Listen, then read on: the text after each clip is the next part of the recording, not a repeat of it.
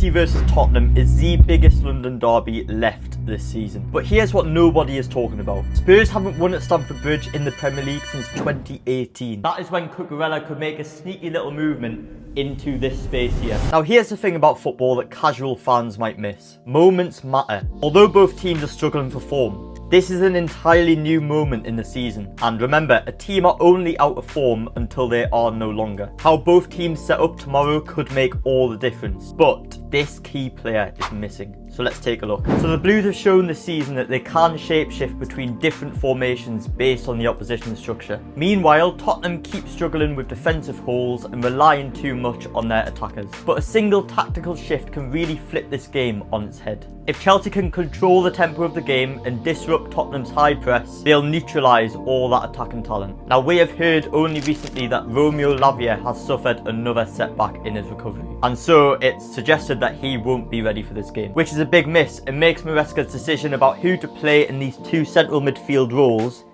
even bigger. Now we should expect Chelsea to play in their typical 3-2 build-up structure, and we should also expect Ange Postecoglou's high press in this game, pressing man-to-man onto the Chelsea players. Now you might think that the obvious selection for this game will be to play Caicedo and Enzo together in the double pivot in the build-up. However, in the last meeting versus Spurs, Enzo worked brilliantly playing higher up in this position. So we could see Reece James once again used as a central midfielder, allowing Enzo to operate higher up to really optimise his creativity in attacking areas. Now Chelsea's structure in this phase of the build-up will make all the difference here. Tottenham, as we said, like to press extremely high and extremely aggressively man-to-man. You'll see here similarities in the Man City game where Man City built up in a similar way. But take note of how close this double pivot were, and that's done for a reason. If, for instance, this double pivot are too far apart in their build-up, then Tottenham can easily put a man on each and maybe sacrifice this player as a centre-back can step up, and they are very good at doing that. However, if the pivot are playing closer together, as we can see in this example against City, then perhaps it only forces one Tottenham player into that area. You don't really want too many Tottenham players kind of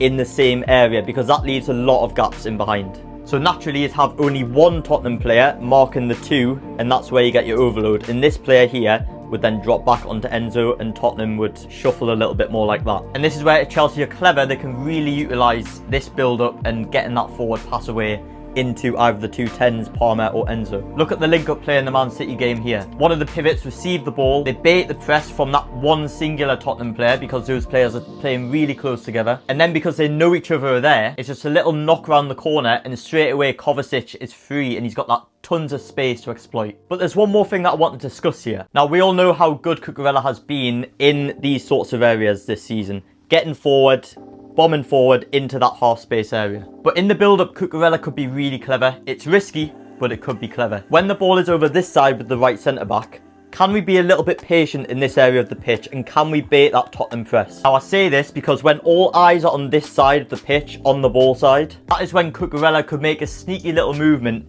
into this space here. But why? Well, because if this player is looking at the ball, the direction of the ball, and Cucurella makes that movement, then he has lost his marker. And that could cause some disruption in that Tottenham press. Because if Chelsea play out cleverly, Enzo could then shift into the middle, and then you could have an extra man in Cucurella, and you could have three across this middle line here. So then here you're relying on Fofana to play that line break and pass into this central area, which we know he's very good at. And straight away, one of these players receives the ball, they turn, and then Chelsea have a massive overload against that Tottenham backline. Of course, the only risk is, if Chelsea were to lose the ball in this area, they are a man down because Cucurella has shifted and this player can possibly get on the attack into space. But that's just something I spotted to look out for. I want you to share this with Chelsea fans, Spurs fans. I want to know how you think this grudge match will play out.